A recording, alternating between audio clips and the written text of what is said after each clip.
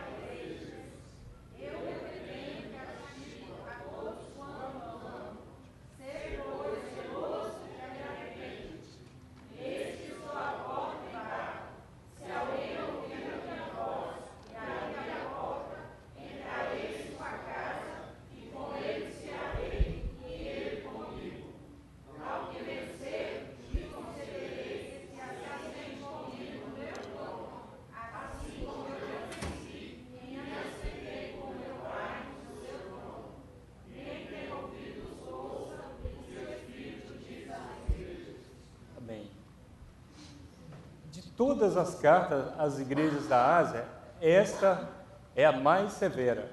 Não faz nenhum elogio à igreja de Laodiceia. Todas as cartas. A única coisa boa em Laodiceia era a opinião da igreja sobre si mesma. Ela se achava rica, abastada, e ainda assim completamente falsa. A única coisa boa dessa igreja é que ela pensava de si mesma que ela era rica, abastada, mas essa era uma ideia falsa. Engraçado que nós temos uma concepção, às vezes, errônea de nós mesmos. E aí as igrejas nos apresentam isso. Aqui na frente, eu anotei aqui, diz assim, olha, Esmirna se considerava pobre, mas era rica. Jesus falou, você se considera pobre, mas você é rica. Filadélfia tinha pouca força, mas Jesus colocava diante dela uma porta aberta. Essa aqui, a porta estava fechada, e Jesus estava do lado de fora. Aí ela achava que a porta estava aberta, mas a porta estava fechada e Jesus estava do lado de fora da porta, batendo na porta. Então eles tinham a única coisa boa, que é a opinião da igreja sobre si mesmo, e ainda assim completamente falsa. Então vamos lá, a cidade, se você quiser acompanhar um pouquinho da introdução, eu estou falando aqui, é um estudo anexo, mas é relacionado à introdução. A cidade de Laodiceia foi fundada em 250 AC, 250 anos antes de Cristo, por Antíoco da Síria, um rei bem conhecido. A cidade era importante pela sua localização, ficava no meio das grandes rotas comerciais, era uma cidade rica e opulenta. Essa rota era que ligava Éfeso até a Síria, então era muito movimentada. A igreja tinha a cara da cidade. Em vez de transformar a cidade, ela tinha se conformado à cidade. Laodiceia era a cidade da transigência, e a igreja tornou-se também uma igreja transigente. Os crentes eram sem entusiasmos, débeis de caráter, sempre prontos a comprometerem-se com o mundo, descuidados. Eles pensavam que todos eles eram boas pessoas, eles estavam satisfeitos com a sua vida espiritual. A igreja de Laodiceia é a igreja popular, satisfeita com a sua prosperidade, orgulhosa de seus membros ricos. A religião deles era apenas uma simulação. A cidade de Laodiceia destacava-se por 4 características. Centro bancário financeiro, isso não é novidade para vocês. Vocês já ouviram pessoas pregarem sobre essa igreja e já ouviram essas coisas. Era uma das cidades mais ricas do mundo, lugar de muitos milionários. Em 61 de si, foi devastada por um terremoto e reconstruída sem aceitar a ajuda do imperador. Então, tal era a opulência da cidade. Os habitantes eram jactanciosos de sua riqueza. A cidade era tão rica que não sentia necessidade de Deus. Era um centro de indústria de tecidos. Em Laodiceia produzia-se uma lã especial famosa no mundo inteiro. A cidade estava orgulhosa da roupa que produzia. Um centro médico de importância. Ali havia uma escola de medicina famosíssima. Fabricava-se ali 2 ungüentos quase milagrosos para os ouvidos e os olhos. O pó frígio para fabricar o colírio era o remédio mais importante produzido da cidade. Centro das águas térmicas. A região era formada por 3 cidades, Colossos, Hierápolis e Laodiceia. Em Colossos ficavam as fontes de águas frias, e em Hierápolis havia fonte de águas quentes, que em seu curso sobre o planalto tornava-se morna. E nesta condição fluía dos rochedos fronteiras a Laodiceia. Tanto as águas quentes de Hierápolis como as águas frias de Colossos eram terapêuticas, mas as águas mornas de Laodiceia eram intragáveis. Então vemos aqui que essa cidade possuía um problema que sem solução. Não tinha fonte de água própria e era abastecida por as outras cidades vizinhas. E quando a água chegava até aquele local, se era fria que via de Colossos, se tornava morna. Se era quente que via de Hierápolis, também se tornava morna e era intragável. E Jesus usa, nesse contexto, nesse sistema da cidade, ele usa isso para dar uma instrução, uma advertência à cidade. Vemos aqui na identificação de Jesus. Vamos lá, pontinho 1. A identificação de Jesus. Como Jesus se apresenta a essa igreja? Tendo em vista a soberba e a presunção espiritual da igreja em Laodiceia, uma das principais cidades da Ásia Menor, apresenta-se o Senhor Jesus com irrecorríveis credenciais. Isto diz o Amém, a testemunha fiel, a verdadeira, o princípio da criação de Deus. A testemunha fiel e verdadeira. Se Laodiceia vive de maneira de mentiras e de aparências, Jesus não tem outra alternativa senão a de apresentar-se ao seu pastor como uma testemunha fiel e verdadeira. Conclui-se, pois, que a Igreja de Cristo tem a obrigação de sustentar a verdade evangélica neste século maligno e mentiroso. Mas como poderá uma igreja morna e que tem a cara do mundo levantar-se com a voz profética de Deus? Então, ele se identifica para essa igreja como uma testemunha fiel e verdadeira para desmascarar o estilo de vida, a mentira. Estava vivendo apenas de aparência. Tinha um conceito de si mesmo, mas não era um conceito verdadeiro, mas um conceito mentiroso. O princípio da criação de Deus é outro título, outra identificação de Jesus. O anjo da igreja em Laodiceia, ignorando a suficiência divina, extravasa-se em presunções. Rico sou, e estou enriquecido e de nada tenho falta. Agora, porém, ele terá de saber que Jesus, como princípio da criação de Deus, é o dono de todas as coisas, porque todas as coisas foram por ele criadas. Sim, tudo quanto há no mundo existe por causa dele e para ele. Igreja rica não é aquela que tem ouro e prata, mas aquela que ainda pode declarar no poder do Espírito Santo: em nome de Jesus Cristo, o Nazareno, levanta-te e anda. Sim, igreja abastada é aquela que, embora pobre, consagra ao Senhor preciosas almas. A lição está muito bem explicadinha. Nós podemos lembrar aqui de uma referência que Jesus faz de si mesmo. O Filho do Homem não tem onde reclinar a cabeça. As raposas têm os seus covis e as aves dos céus os seus ninhos. Mas o Filho do Homem não tem aonde reclinar a cabeça. Toda vez que eu me pego lendo esse versículo, às vezes eu fico assim, mas como Jesus apodera dessa palavra para poder expressar a sua pessoa, sendo o Criador de todas as coisas, o dono de tudo, mas como homem, é Jesus, homem, 100% homem. Ele declara, Jesus é verdadeiro. Quando nós estudamos sobre a pessoa de Deus, uma das características de Deus é que ele é verdadeiro. Como que Jesus ia fazer uma referência dessa para nós que lemos a palavra de Deus e ele falar que ele não tem aonde reclinar a sua cabeça? Dá para você dar um nó na sua cabeça. Mas é verdade, porque foi proclamada por ele essa palavra. Eu não tenho aonde reclinar minha cabeça. Ele era uma pessoa simples e humilde e não tinha riquezas. Não tinha riquezas materiais. Eu já ouvi tantas pregações falar que Jesus só andava de linho finíssimo, que Jesus só andava de jumento que ninguém tinha montado ainda, porque era uma exigência. Oh, meu Deus! Sendo que a própria palavra de Jesus, que ele dá de si mesmo, e ele é verdadeiro, é que ele não tinha aonde reclinar a sua cabeça. Então eu prefiro ficar com a palavra que Jesus fala do que os comentaristas. Eu li há poucos dias que os anjos, quando querem rir, deixam os comentaristas falar sobre a Bíblia. E é verdade. Porque tem muita gente que faz cada comentário das coisas da Bíblia que não tem nada a ver com a Bíblia. Jesus veio de uma família humilde, de uma família simples. E a Bíblia fala sobre isso. Isabel era uma pessoa simples, que era a mãe de João Batista. E Maria, que era a mãe dele, você riu, né, irmã de Leão? Você pensou que eu ia falar errado. Mas Maria, que era a mãe dele, também era parente dela e morava numa aldeia. Rica para Deus. Sim.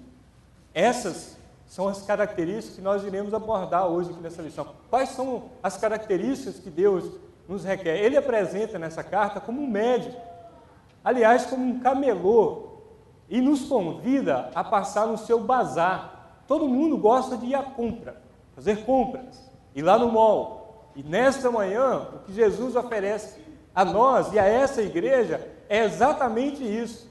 Venha ao meu bazar e eu quero que vocês comprem ouro, vestes e colírio. Nós vamos falar sobre esses pontinhos. Tá bem? Se tiver alguma pergunta, pode levantar sua mão, não precisa ficar com vergonha, nós estamos aqui para aprender junto. Eu sou aluno, tanto quanto você.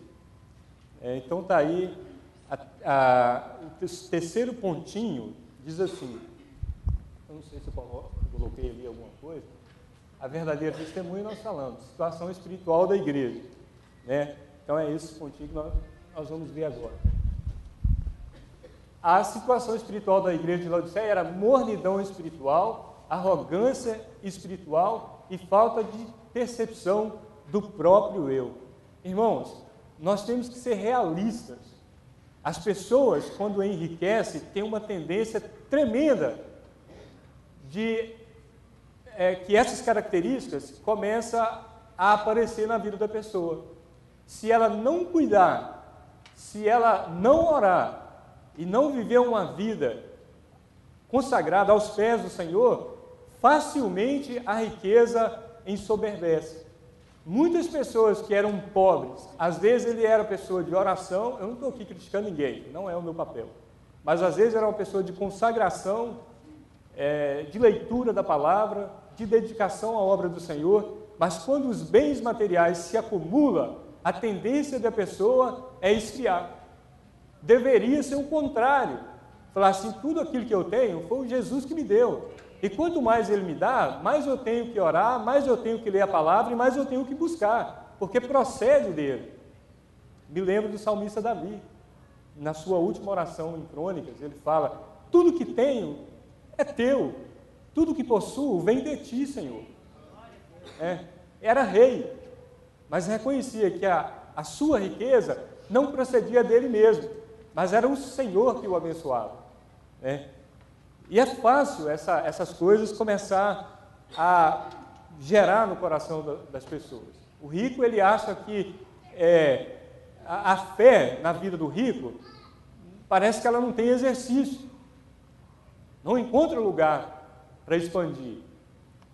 Ele começa a confiar mais na sua estratégia de raciocínio, de fazer as coisas, do que em Deus. Eu não sei se você se lembra que nos primórdios da vida espiritual, se você vai comprar uma casa, você ora.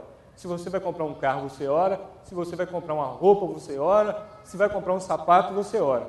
Mas com o passar do tempo, você acha que já é uma pessoa madura e que você pode tomar essas decisões por si mesmo. Porque eu já tenho tempo com Deus, horas de crente. E aí é que muitas pessoas, às vezes, dá com os burros em água, né? Porque esqueceu de orar, esqueceu de buscar, faz compras indevidas, vão se apertando, e aí ele tem que trabalhar, porque olha como Satanás é astuto, porque você é crente e você tem que ter ordem nas suas coisas e nos seus negócios, daí agora você tem que arcar com os seus compromissos, e aí você vai ter que correr atrás para pagar as dívidas, porque como crente, você quer ter uma vida correta, mas o correr para pagar as dívidas te ausenta da igreja, da oração e da palavra. Se você tivesse ido com mais cautela, com mais humildade, com uma casa mais pobre, com um carro mais humilde, talvez você viria mais à igreja, prestaria mais serviço à comunidade cristã e estava vivendo mais em paz e mais saudável, dormindo mais tranquilo, alimentando melhor e sem enfermidade. Conselho é bom. Nós estamos vendo aqui, Jesus dá conselho. Jesus aqui não dá ordem às igrejas. É tão amável, irmãos, quando nós prestamos atenção na característica de Jesus. Ele não arromba as portas. Era a igreja, e a igreja é dele. Ele é onisciente e passeava no meio da igreja. Os pastores estavam nas mãos dele. Ele cuida dos pastores. E ele, ao invés, com a sua autoridade, falar, vocês têm que fazer assim, ele não. Ele aconselha a igreja, ele adverte a igreja ao arrependimento e ainda dá prêmios, coroas. Eu li agora esses dias, achei até interessante, sem fugir aqui do assunto, mas nós somos como o jogo da dama. Eu não sei, quando você chega na 8ª fila, a pedrinha não acaba o jogo, ela é coroada. E a partir daquele momento, você pode se locomover em diferentes partes e comer as pedras, assim que nós falamos. não é verdade? Assim também somos nós. Essa é a vida que Jesus proporciona para nós. Quando nós morrermos, e esse corpo que é destrutível e corrupto, nós iremos ser transformados num corpo incorruptível. E não acabou o jogo. Aí não, nós teremos corpos poderosos e podemos nos locomover para todas as partes. É assim, para mim e para você. Essas são as bênçãos celestiais, muito mais do que as coisas terrenas, né? Então vamos lá. Mornidão espiritual, nós já lemos aqui? Não? Já? Então vamos lá, mornidão espiritual, a situação espiritual da igreja de Laodiceia. Onisciente que é, conhecia o Senhor Jesus, a real situação de Laodiceia, essa igreja que vivia uma vida de aparência e mentiras, é desmascarada pela testemunha fiel e verdadeira. Não adianta, irmãos, nós escondermos para Jesus nada. Ele conhece o nosso coração. Ele não julga pela aparência, né, pela sua vestimenta. Às vezes a pessoa anda bem arrumada, mas está vazia de Deus. Outros andam mal arrumados, mas também estão vazios de Deus. Então ele enxerga aquilo que está no coração das pessoas. Ele não julga a aparência, mas aquilo que está lá dentro. Quando nós ajoelhamos para orar, ele sabe aquilo que está lá dentro dos nossos corações, né? Diz assim, mornidão espiritual. Se Laodiceia fosse fria, buscaria o calor de um avivamento, se quente, espalharia esse mesmo avivamento até os confins da terra. Morna, porém, faz-se indiferente a Deus e a sua palavra. Por isso, o Senhor repreende-a. Eu sei as tuas obras, e que nem és frio nem quente. Tomara que foras frio ou quente. Água morna ninguém gosta, nem para beber presta, né? Aí, cada um de nós somos responsáveis pela nossa vida espiritual, sabe? Como membros de uma igreja e conhecedor da palavra de Deus, nós sabemos muito bem que a própria Bíblia nos ensina aquilo que nos faz aquecer. Se você anda com pessoas que são frias espiritualmente, você se torna frio. Mas se você anda com pessoas que são fervorosas de espírito, você se torna uma pessoa fervorosa de espírito. Diga com quem tu andas, que eu direi o que tu és. Se você anda com pessoas que falam mal da igreja, você vai terminar falando mal da igreja. Se você anda com pessoas que falam bem da igreja, você vai terminar falando bem da igreja, né? Isso é normal. Nós temos um senso de justiça na nossa mente, que Deus nos deu, de julgar as coisas. Qual é a maneira que nós se tornamos fervorosos? Orando, jejuando, quebrando a carne milita contra o espírito milita contra a carne, leitura da palavra. Você acha que o crente não tem tentações? Tem lutas? Tem tribulações? Tem, mas como nós vencemos? É na nossa autossuficiência, de nós mesmos, ou é na dependência de Jesus? Na dependência de Jesus. É o que acontecia com essa igreja. Eles achavam que eles eram ricos e eram pobres, porque eles tinham aquisição material. Não é aquilo que eu tenho que resolve os meus problemas. Quantas pessoas são ricas, mas são pobres? Quantas pessoas são pobres, mas são ricas, né? Então fica aí.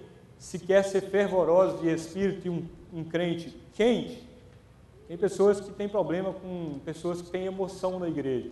Ser crente é ter emoção. Agora, o emocionalismo é que é errado. Os irmãos entenderam? Emoção faz parte da vida cristã. Nós temos emoção. Quando ouvimos um hino ungido, fala ao nosso coração. Quando você ouve uma pregação ungida, toca os nossos corações. Jesus, quando falava aos discípulos de Emaús, a Bíblia fala que os corações deles ardiam.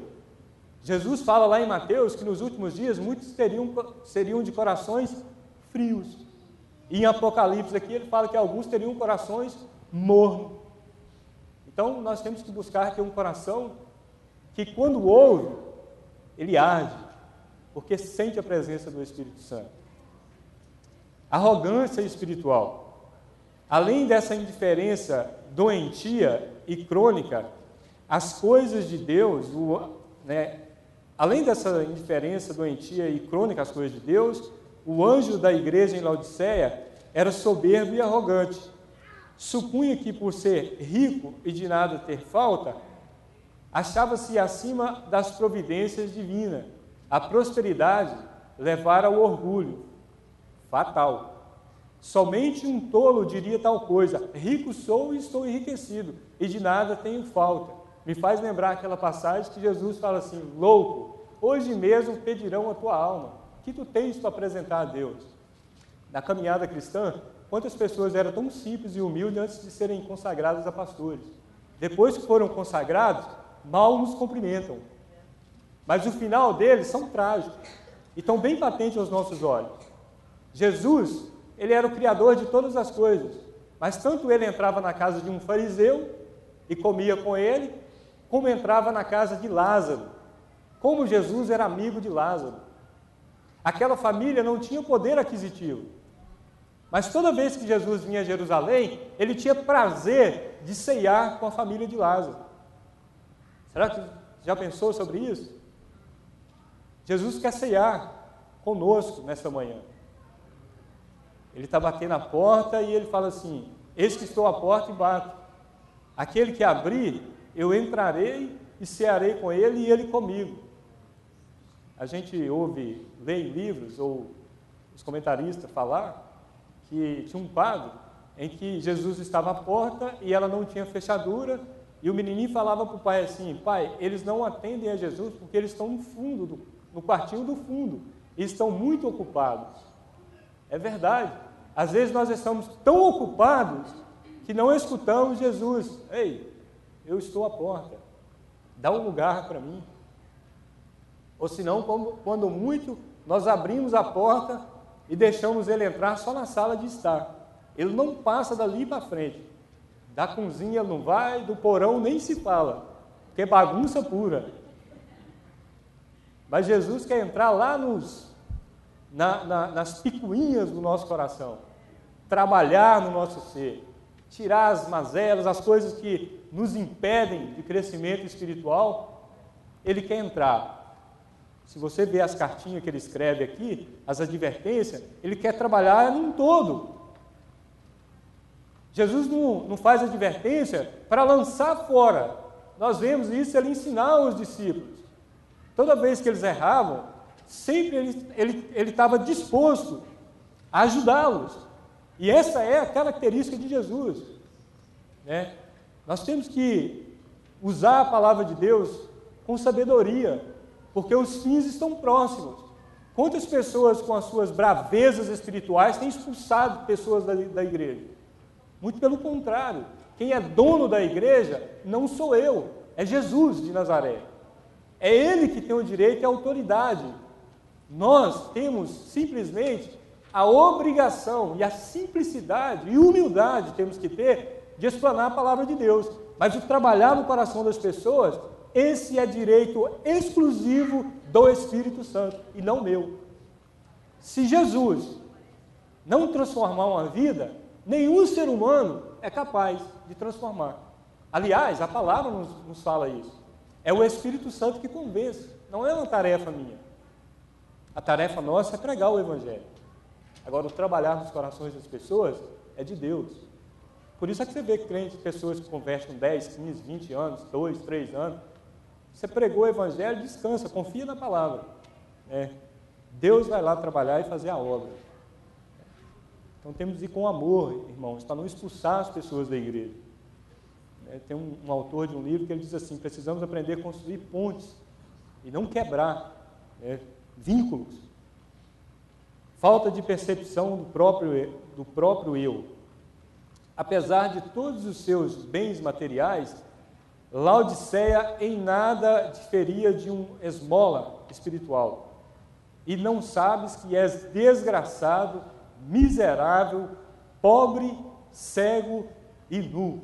Olha a característica que Jesus fala dessa igreja.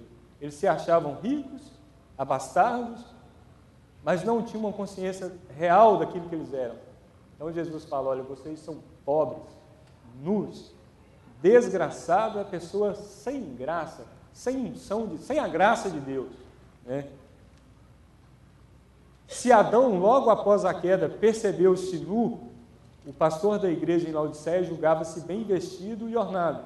Se o primeiro homem teve os olhos abertos para enxergar a própria nudez, o anjo de Laodiceia achava-se mesmo despido em trajes de gala. E se Adão, reconhecendo a própria carência, coseu aventais da figueira, aquele obreiro, embora descoberto, desfilava toda a sua nudez diante das ovelhas. Infelizmente, ninguém tinha coragem de dizer que o pastor estava nu. Foi preciso que o pastor dos pastores endereçasse-lhe uma enérgica carta apontando-lhe a nudez, a pobreza e a cegueira espiritual. Jesus, ele tem autoridade para isso. Por isso que eu acabei de falar, é melhor nos calarmos e orarmos, deixar que Jesus, ele sabe ir lá falar, olha, você é um nu e um desgraçado, né? Soberba, arrogância, Jesus não tolera, irmão. Nós vemos na história da Bíblia, quando você lê a história que está registrada na Bíblia, a arrogância espiritual me faz lembrar daquele querubim ungido, né, que não permaneceu no céu, foi expulso. Quantas pessoas arrogantes, né, pastores, eu nunca vi alguém chegar no público e mandar um pastor tomar vergonha. Tomara que não faça isso, não é o nosso papel. Mas Jesus fala aqui na carta, fala, ó, você é um nu, um desgraçado, né? Você está aí, ó, da forma que está. Então não precisa de você pensar que você vai ter que falar, não, Jesus fala e na hora certa. E como nós temos visto exemplo bem patente aos nossos olhos, de pessoas arrogantes, mas que Jesus está trabalhando e está dando a sua advertência. Quantos que você já conheceu que era dessa forma, que eram igrejas simples, pobres, se tornaram de uma hora para outra ricas, e pessoas que acham que pode todas as coisas, quando na verdade não pode nada. Se Deus não cuidar da igreja, nós somos incapazes de cuidar.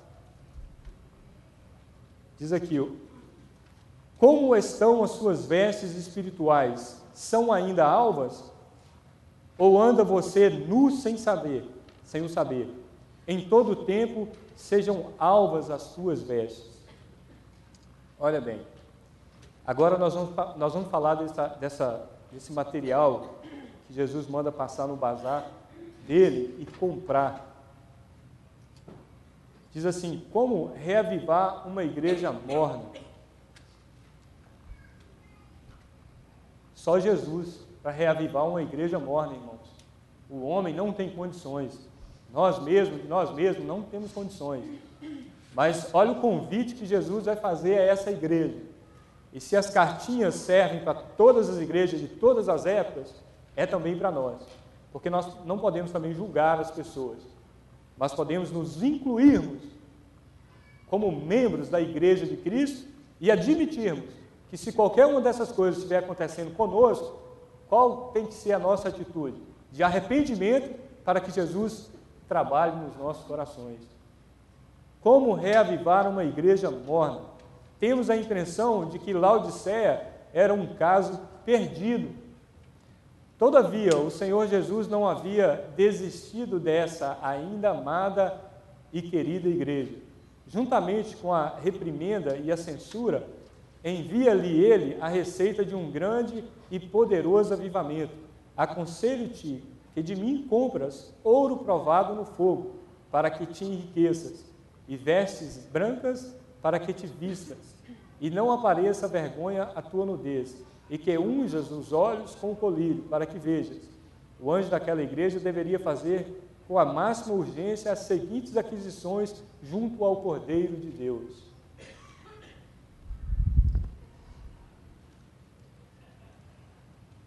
Um mascate e um camelô espiritual. Tem gente que tem um medo de falar que Jesus é tão simples para bater na porta de alguém. Parece que ele mostra Jesus numa opulência tão grande que ele é incapaz de ir ao pecador. Mas não é isso que a Bíblia nos ensina. Jesus é capaz, sim, de ir até nós. Quantas situações nós estamos passando que nós não somos capazes de mover nada, mas Jesus vem ao nosso encontro. Quando nós éramos pecadores, foi Jesus que caminhou até nós. Nós demos ouvido à palavra, mas foi Jesus que foi até nós.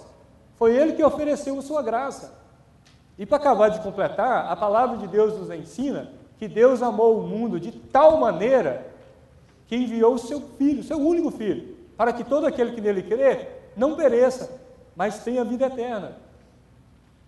Só Ele é capaz de amar o pecador mesmo. Nós mesmos selecionamos as pessoas. Parece que nós olhamos lá e falamos assim, esse aqui tem condições de ser um crente, mas aquele ali eu acho que não. Não é? Aí você nem vou pregar a palavra de Deus, quer jogar, ainda usando os versículos, pérolas aos cães. Oh, meu Deus. Todos são dignos da graça. Todos pecaram e estão destituídos da glória de Deus. Mas, Romanos 5 também, justificados sois em Cristo Jesus. Tenhamos paz com Deus. Né? Por isso é que Romanos foi escrito, não há judeu, não há grego, não há nada. Todos pecaram, mas todos têm a graça divina em Cristo Jesus. Né?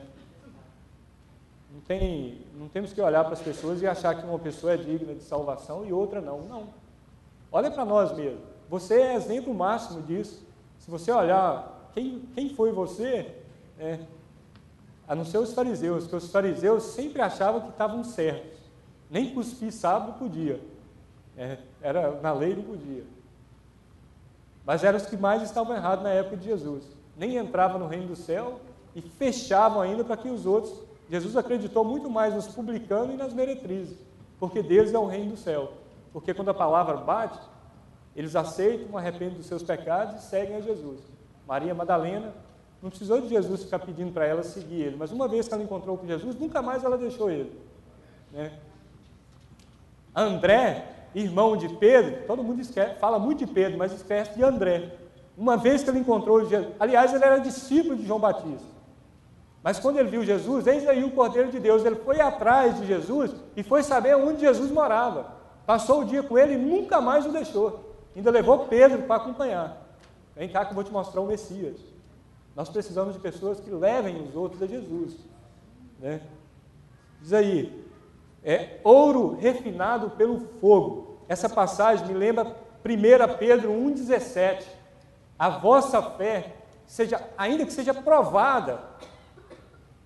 Se quiser ler em 1 Pedro 1,17, lê para nós. Fala de fé, fé provada como o ouro é provado no fogo. 1,17, 1 Pedro 1,7. Para que a prova da vossa fé, muito mais preciosa do que o ouro, que perece e é provado pelo fogo, se ache em louvor e honra e glória na revelação de Jesus. Está ótimo aí. Parece que essa igreja tinha trocado o que era a sua fortuna material. Jesus falou assim, eu te ofereço, compre de mim ouro, provado no fogo. E aqui Pedro compara o ouro e a nossa fé como provada no ouro. A verdade é que a fé, ela para de ser exercida quando nós temos dinheiro. Já viu? Quando você tem muito dinheiro no bolso, você nem precisa orar. Eu vou e compro. Mas quando as coisas apertam, você vai orar. A fé não entra em ação quando você está em vida boa. Eu estou falando de praticidade cristã, de vida cristã. Você pensa que isso não acontece comigo? Também acontece. É só melhorar. Acho que Jesus já sabe o nível que ele tem de nos tratar. Ele não deixa nem mais, nem... É aquilo ali. Se dá mais, você vai embora. Você acha que você pode fazer tudo da sua maneira. Mas aí ele deixa aquele nível que você está sempre orando. Né? Aquela linha retilínea, calma, constância. Se eu te der muita coisinha, você vai pensar que você pode fazer muita coisa. A oração de Agur. Me dê, exatamente. Mas Deus conhece cada um de nós, irmãos. É assim, é só pegarmos um pouquinho de salto, né, de aumento de material, já pensamos que já somos donos de alguma coisa. Não. tratamos as pessoas com rustidez, já vemos o hispano pensando que somos de classe melhor do que o hispano, aí Deus coloca o americano para te olhar também como classe subalterna. É assim que Deus faz. Aí não entende aquele americano, eu trabalho, e nem obrigado falo. Mas quando o hispano trabalha para você, você também nem obrigado fala, nem tem que nem. Graça, pelo menos graça, né? Somos nós, irmãos, nós somos seres humanos. Jesus falou assim, eu conheço muito bem esse ser humano. Com pouca coisa nós nos exaltamos. Mas então ele convida, compre, exercita a sua fé como ouro. É muito preciosa a nossa fé. A nossa fé, ela tem que ser exercida em Cristo, confiar em Jesus. Me lembro de Pedro, quando estava no mar, ele foi. Aqueles discípulos, na primeira embarcação, eles não tinham fé nenhuma. Você vai ler lá, na primeira agitação que eles estavam naquele barco, não tinha fé. Na segunda, já tinha fé, porque Pedro foi ao encontro de Jesus, mas afundou. Mas Jesus levanta homem de pouca fé. E assim nós temos que ser na nossa vida espiritual, e exercendo a nossa fé. Quer tenhamos pouco, vem do Senhor. Aumentou um pouquinho, foi porque o Senhor me deu. E se aumentar mais, é porque Jesus está me abastecendo mais. É do Senhor. A nossa, sem fé, é impossível agradar a Deus. Tem muitas pessoas passando insônia, desespero, e não deveria, porque a nossa vida está baseada em Cristo Jesus. Não deveria, irmãos, estar tomando muito remédio, deixando de alimentar. Não. O crente tem que ter uma vida saudável, irmão. Não que você não vai ter enfermidade, não é isso que eu estou falando. Nós passamos por essas coisas. Mas nós temos que ser tranquilos, a nossa fé tem que estar em Cristo. Haja crise, graças a Deus que nós já estamos vencendo a crise. Mas quando ela instalou, eu sempre falei aqui nas escolas dominicais, o Senhor está conosco. E nós vamos atravessar esse período e nada vai nos faltar. E está findando. Se durar mais, Deus sabe. Mas até agora o Senhor tem nos sustentado. Como nós temos visto a mão de Deus. Parece que o dinheiro vai acabar, aí ele abre porta. Dá mais. Aí vai secando ele abre mais algumas portas. Você não sabe como, mas abre portas. É ele que abre, põe portas abertas. Vamos lá, já falamos do ouro, agora vamos falar vestiduras brancas. Redimidos pelo sangue do Cordeiro, nossas vestes tornaram-se mais alvas que a neve. Sim, Ele mudou-nos as vestiduras que, manchadas pela iniquidade, envergonhavam-nos diante de sua justiça e santidade. Essa passagem de Zacarias 3:1-10 é aquela em que Josué é acusado. Mas aí o anjo vai lá e coloca ali vestes brancas.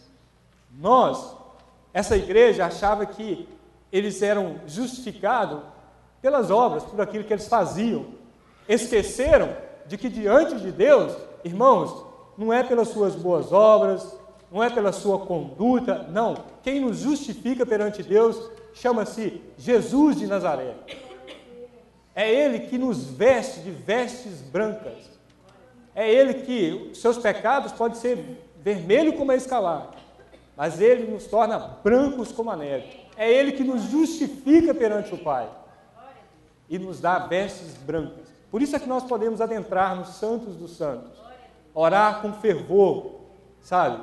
Porque nós não estamos fiados em nós mesmos, mas estamos fiados num sumo sacerdote que entrou de uma vez por toda, que é Jesus. E com confiança, e o apóstolo Paulo nos convida para sermos fervorosos de espírito, intrépidos, quando entrarmos na presença de Deus, porque temos um sumo sacerdote que entrou de uma vez por todas, para interceder em nosso favor. Temos um advogado junto ao Pai. Então, quando nós apresentamos, quando você se apresenta a Deus, ao Pai, o Senhor lembra, Senhor, que eu fiz isso, ou que eu faço obras? Não é dessa maneira. Senhor, eu não sou digno da Tua presença, mas tem um que Ele é digno, e Ele me vestiu com vestes brancas, que é o Teu Filho. Por isso eu estou te pedindo, por isso eu estou intercedendo em favor da vida daquele irmão, pela igreja, por tudo, em nome de Jesus. Você pode ficar sem medo. O inimigo, ele sempre vai te acusar. O inimigo sempre vai achar falhas. Jesus olhou para a igreja, viu que ela tinha falhas, fraquezas, mas ele a amou. Ele nunca abandonou a igreja. E é assim que nós temos que ser crentes. Nós não temos que confiar em nós mesmos, porque somos falhos e fracos, mas temos que confiar no sangue de Jesus, que nos purifica de todo o pecado e nos apresenta na presença de Deus. Colírio. A cegueira espiritual era o grande problema da igreja em Laodiceia. Não conseguia ver a própria miséria, nem podia perceber a sua nudez. Por isso o Senhor Jesus aconselha o seu anjo: aconselho-te que de mim compres colírio para que veja. Sabe onde poderá você encontrar o colírio recomendado pelo Senhor? Nas Sagradas Escrituras. Eu considero o colírio, a visão do crente, como o Espírito Santo. É Ele que nos ilumina. Sem o Espírito Santo, nós estamos cegos. A palavra de Deus também fala: lâmpadas para os meus pés e luz para o meu caminho é a tua palavra. Mas quem escreveu a palavra é o Espírito Santo. Não é verdade? O Espírito Santo é quem ilumina. Jesus falou: eu vou para o Pai, mas eu vou rogar, e Ele enviará um Consolador, e Ele vos guiará em toda a verdade. Sem Ele, nós somos cegos. Os fariseus eram cegos, achavam que era dono da lei, e eram cegos. Quando Jesus cura aquele cego, eles perguntam: acaso somos nós? É, sim, porque vocês estão agora falando. Tinham a lei em suas mãos, mas eram cegos. Mas aqueles que têm o Espírito Santo, Ele abre caminho aonde não tem, Ele ilumina, Ele dá graça, Ele dá força, Ele conduz a vida. Tem pessoas que saem fazendo, não sou contra ninguém fazer projeto, mas quem ilumina, o dia que você ora, olha, experiência de vida, você levanta da cama, dobra os seus joelhos e ora, fala assim: Senhor, cuida do meu dia, cuida tudo que eu vou fazer no meu trabalho, me ensina. Às vezes você vai fazer coisas que você nem tem tamanha experiência com aquilo ali, mas quando você pede a Deus para te ajudar, quando você chega lá no trabalho, você vence o dia e olha para trás e fala: como eu fui capaz de fazer tudo isso hoje? É a graça de Deus. Como eu fui capaz de desenvolver esse trabalho sem que eu nem tenha muita experiência nessa área? Mas é o Espírito Santo. Se você ainda não acredita, é só ir lá para o Antigo Testamento. Foi ele que ungiu Bezaliel e várias outras pessoas para que exercesse funções na construção do tabernáculo. Foi ele que ungiu José, um pobre escravo, a ser um governador. Ou não é? É a Bíblia que fala. Foi ele que tirou o Moisés lá do deserto, 40 anos de deserto, para ser um governador de Egito, de um povo.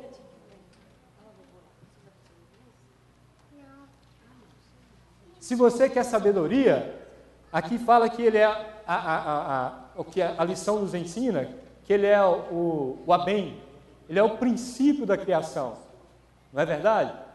Se você quer buscar sabedoria, Colossenses, que era uma cidade bem vizinha dessa onde a carta está sendo endereçada, lá está todos os tesouros da sabedoria, em Colossenses 2. Jesus, nele está escondido todos os tesouros da sabedoria. Se a Bíblia me fala que em Jesus está escondido todos os tesouros da sabedoria, o que mais eu preciso? É só buscar a Jesus. É essa a regra que a Bíblia me ensina.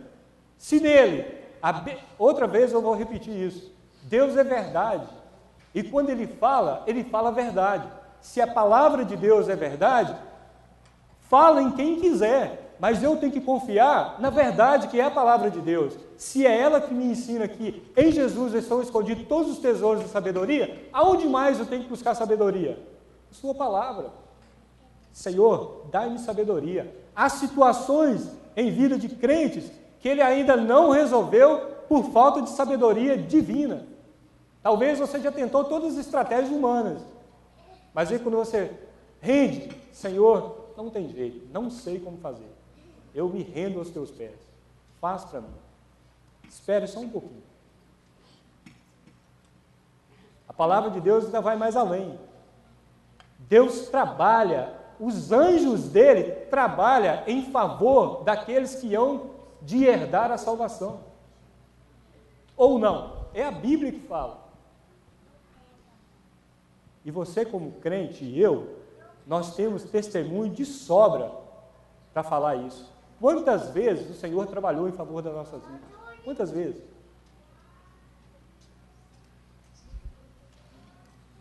Conclusão. Tinha muita coisa para falar aqui, eu anotei, mas falar demais é melhor falar pouco e aquilo que está aqui na Bíblia e na lição. Quando começam ouro refinado, já falamos, vestiduras brancas, colírio, eu considero que é o Espírito Santo, né? Então não tem mais. Bem, conclusão. Embora abastada e próspera e orgulhosa, a Laodiceia não era rica diante de Deus. Voltemos à manjedoura. Olha só, irmãos, o que esse autor da revista foi nos lembrar aqui? A manjedoura foi o lugar onde Jesus nasceu. Jesus poderia ter escolhido um lugar bem melhor para ele, como filho de Deus, mas ele escolheu uma coisa. Você poderia até falar assim, que Deus pobre. Não, Deus está dando uma lição de vida para nós, seres humanos. Ele, como Criador de todas as coisas, quando você pega um estudo como que fala? Quem estuda as galáxias, astronomia, calcula-se que tem bilhões de galáxias. As estrelas, ele conta nos dedos.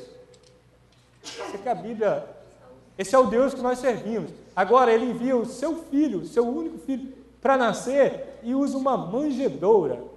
Poderia usar muitas coisas melhores, um berço completamente de ouro, todo, né? Não, ele usou uma manjedoura. E nós saímos lá do Brequenhê do Brasil, viemos para os Estados Unidos, chegamos aqui, se o carro é Toyota ou Nissan, não quero, só quebra. Eu quero uma Pathfinder, como é que é? Uma Nissan, tem que ser de 4 portas, crente tem que andar por cima na carne seca, tem que ser filho do rei, tem que determinar. Aí Deus fala assim, não, então faz o seguinte, o apóstolo Paulo diz assim, sigam o meu exemplo, assim como eu sigo o exemplo de Jesus.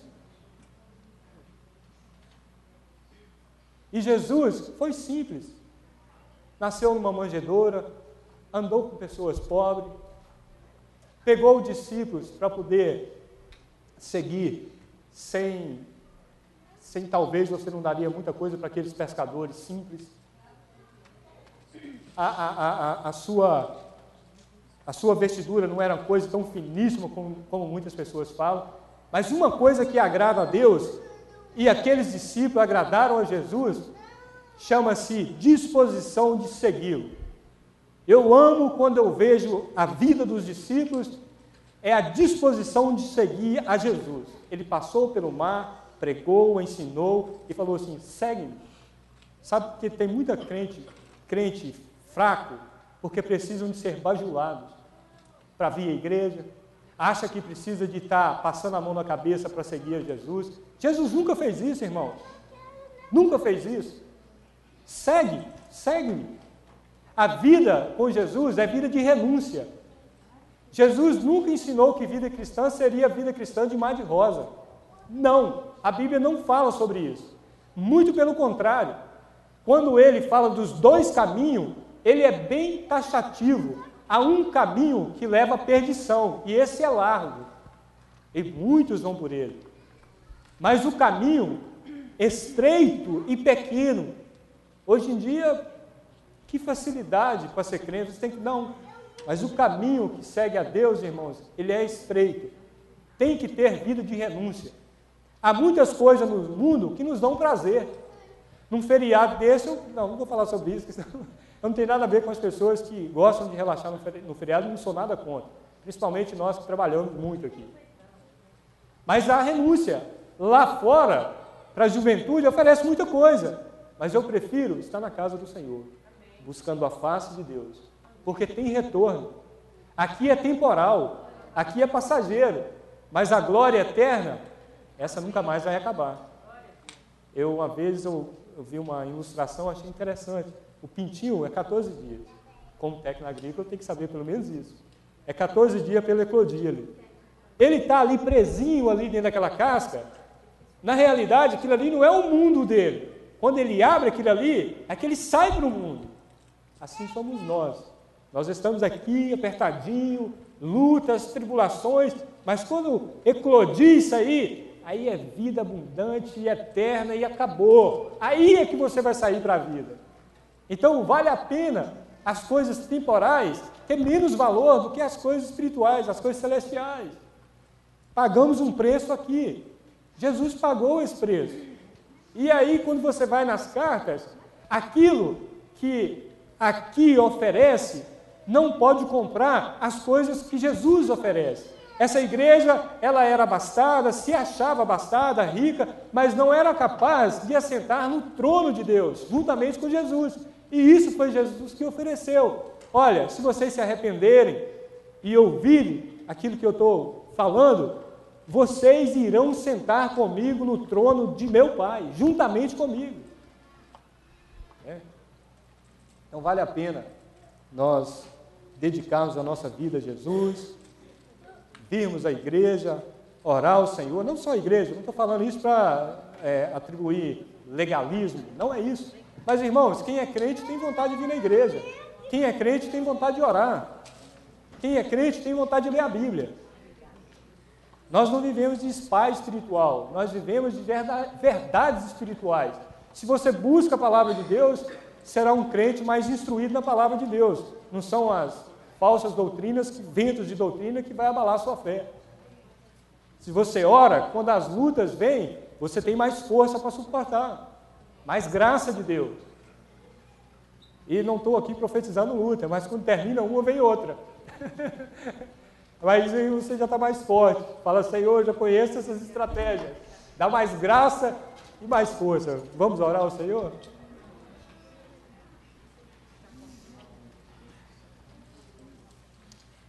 Senhor, muito obrigado, Pai, por esse momento que passamos aqui na Tua presença, aprendendo da Tua palavra, Pai. Ó Deus, nós reconhecemos que nós não somos nada diante do Senhor.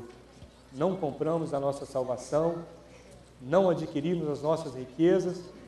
Tudo que nós temos, Senhor, procede do Senhor. A nossa salvação é dada pelo Teu Filho amado, Senhor, pelo aquele sacrifício lá na cruz do Calvário. Os bens que o Senhor nos deu, Pai, foi o Senhor que abriu portas de trabalho, é o Senhor que tem nos dado saúde, Senhor. Deus, nós estamos fiados em Jesus de Nazaré. Queremos que o Teu Espírito Santo nos ilumine, que abre portas para as nossas vidas, Pai. Tome cada família que está aqui nesta manhã. Nós não conhecemos, Senhor, as astutas ciladas que o inimigo lança, Senhor, sobre as famílias. Mas nós te pedimos em nome do Senhor Jesus, que o Senhor possa proteger as famílias, que o Senhor possa dar vigor espiritual, Senhor. Ensina-nos a sermos crentes humildes na Tua presença, reconhecer a nossa insignificância, Senhor, mas reconhecermos também que temos um único e verdadeiro Deus, poderoso, para nos dar vitória em todas as coisas em Cristo Jesus. É isso que nós te oramos, Pai.